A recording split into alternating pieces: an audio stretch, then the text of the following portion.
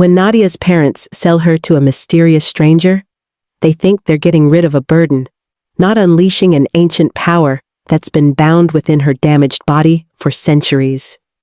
What happens when the alpha vampire recognizes her true nature isn't just a romance, but the fulfillment of a prophecy that could end the war between two worlds? Nadia limped down the dusty road, her metal leg brace squeaking with each step. The small town of Pinewood looked the same as always. Clean streets, pretty shops, and people who stared at her twisted leg. She kept her eyes on the ground, counting cracks in the sidewalk to ignore the whispers that followed her. "Poor Matthew's girl," they would say. "Such a shame about her leg." Home was a faded blue house at the end of Maple Street. Inside, her parents barely looked up when she entered. Her father sat counting bills at the kitchen table, his forehead creased with worry. Her mother stirred a pot of thin soup, sighing as she added water to make it stretch. "You're late," her mother said, not turning around. "Mr. Wilson called. He can't afford your help at the bookstore anymore." Nadia's heart sank. The bookstore job had been her only escape, her only place to use her special gift with old languages. Mr. Wilson had let her translate the strange books no one else could read. "I can find other work," Nadia said, though they both knew no one else would hire her. That night, as rain tapped on her window, Nadia opened her secret box. Inside were her translations, pages of ancient words she somehow understood without being taught.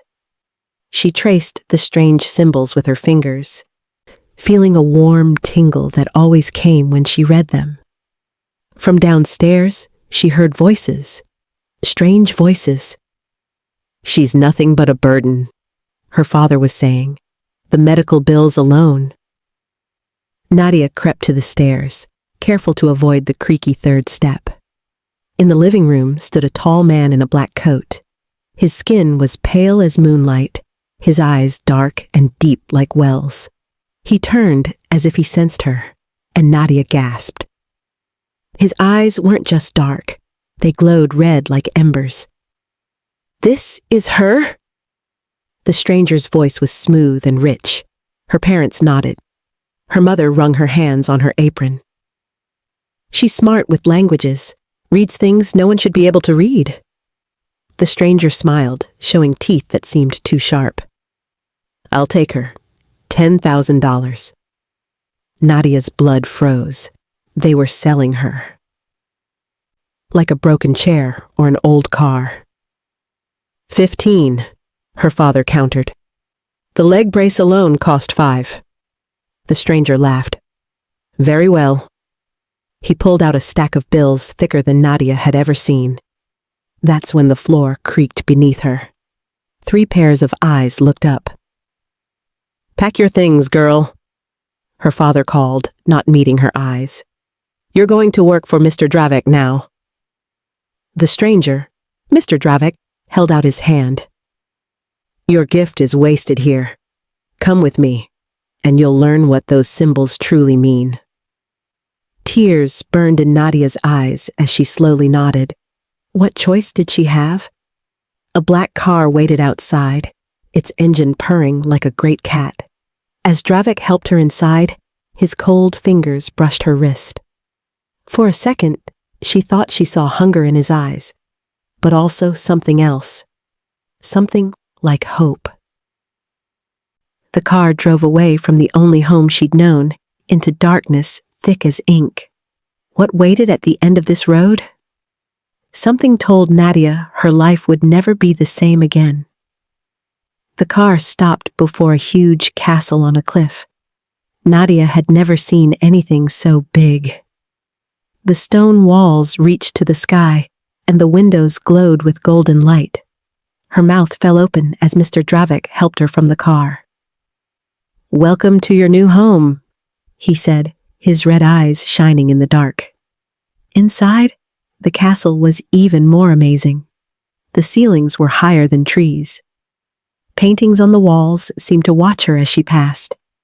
Her room was bigger than her whole house back in Pinewood, with a soft bed and books stacked to the ceiling. A girl with blue-black hair brought Nadia a tray of food. "I'm Mina," she said with a smile that showed pointed teeth. "The master has waited a long time for someone like you." Nadia didn't understand. "Like me? A girl with a bad leg?" Mina laughed. "You don't know what you are yet, but you will." That night, Dravek took Nadia to the biggest room she had ever seen. Books lined every wall, from floor to ceiling. In the middle sat a glass case with an old, worn book inside. "Can you read this?" Dravek asked, lifting the glass. Nadia looked at the strange marks on the page. At first, they made no sense. Then, like magic, the marks began to move. They shifted and changed until they formed words she could read. "The one with the marked body shall bridge two worlds," she read, her voice shaking. "Born of both blood and light, she shall awaken at the red moon's touch." Dravek's eyes widened. "You can read it, just as I thought." Each day, Nadia learned more.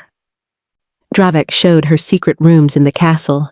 He taught her about a hidden world, a world of night people who lived for hundreds of years. People like him. "You're a vampire," she said one night, not afraid anymore. He nodded. "And you are something even more rare. Half human, half vampire. Your parents didn't tell you the truth." Nadia thought of her twisted leg, how it had always hurt. "Is that why I'm different?"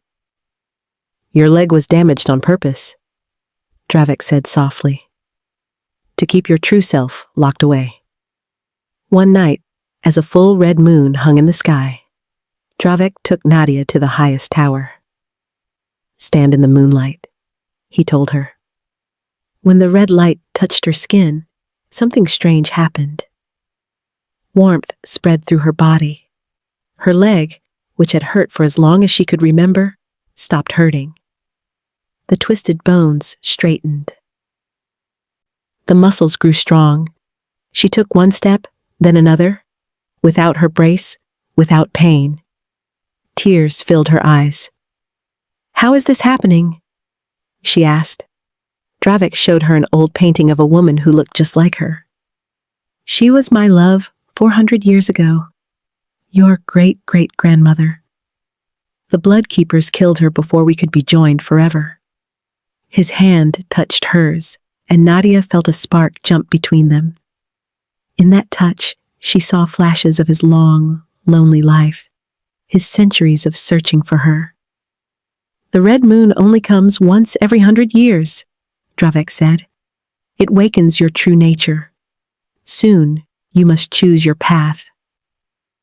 Nadia looked at her straight leg, at her hands that now glowed faintly in the dark. She wasn't broken.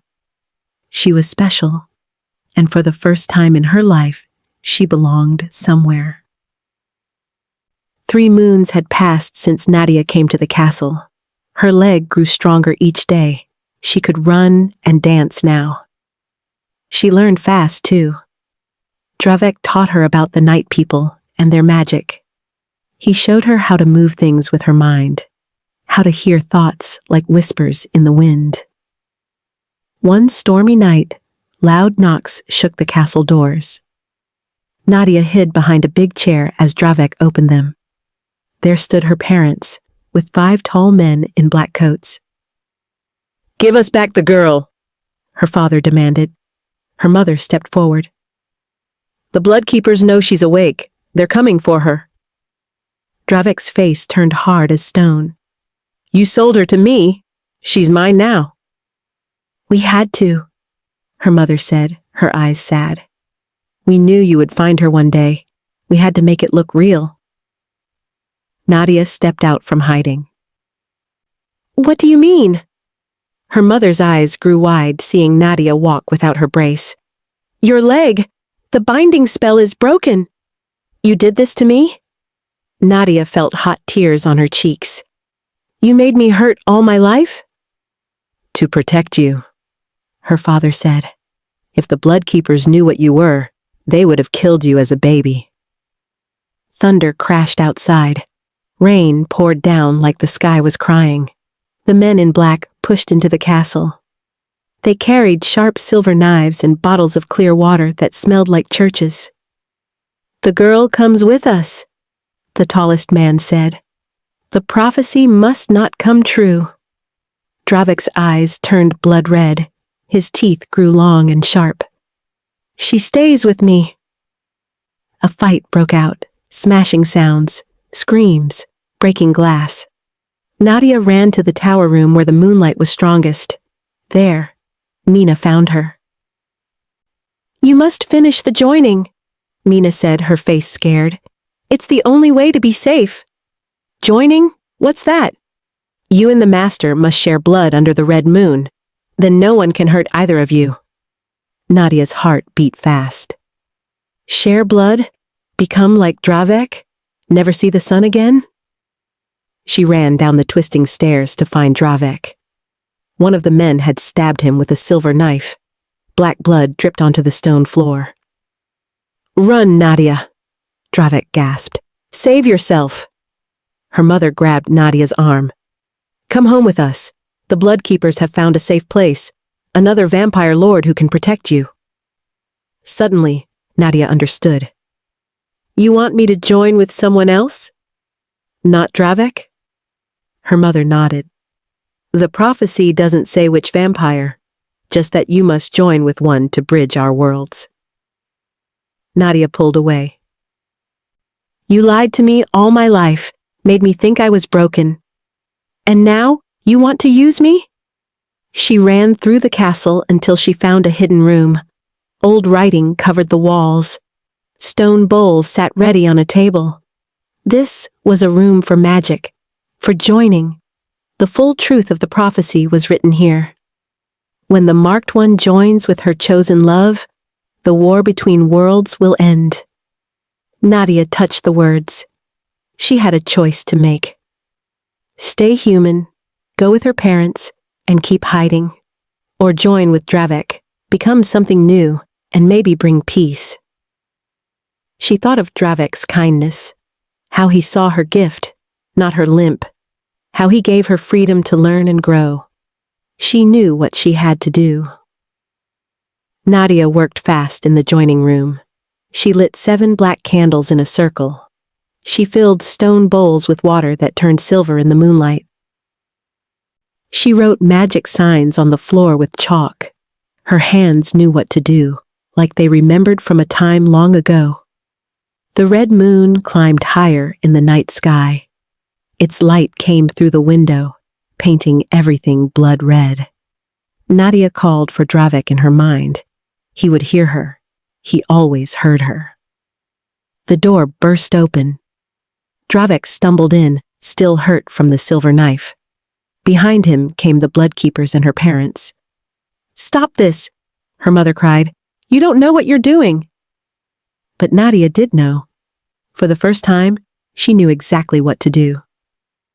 "I choose this," she said. Her voice sounded different, stronger, older. "I choose to join with Dravek." She took Dravek's cold hand and led him to the center of the chalk circle.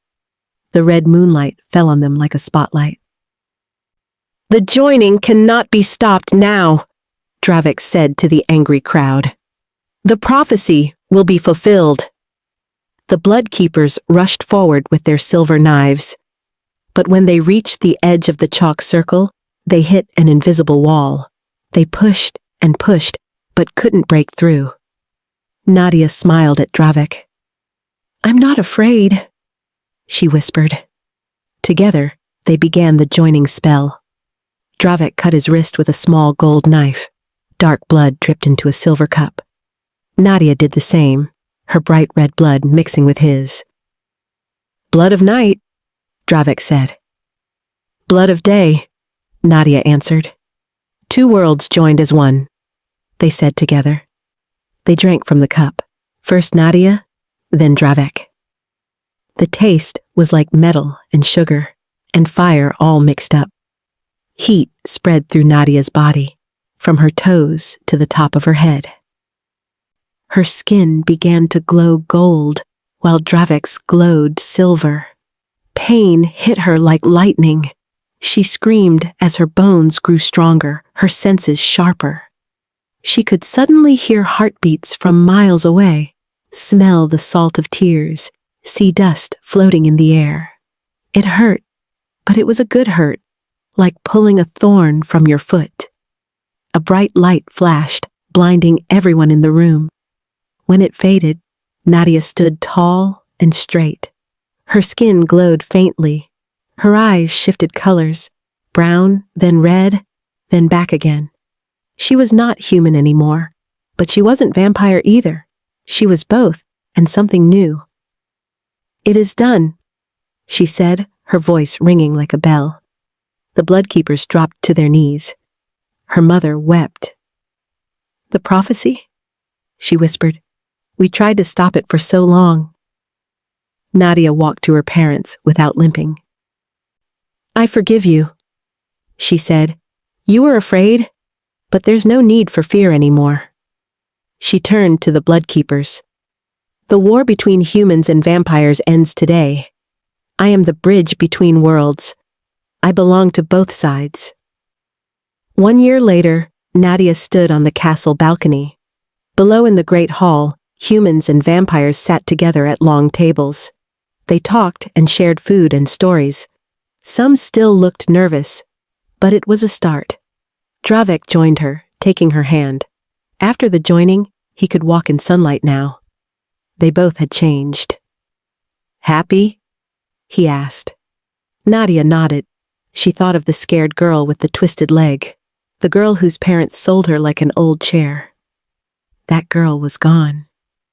In her place stood a queen who had brought peace to 2 worlds. "They called me broken," she said softly. "Now they call me bridge maker." Dravik kissed her hand. "I call you mine," he said. Together, they walked down to greet their guests, no longer outcasts, but leaders of a new world.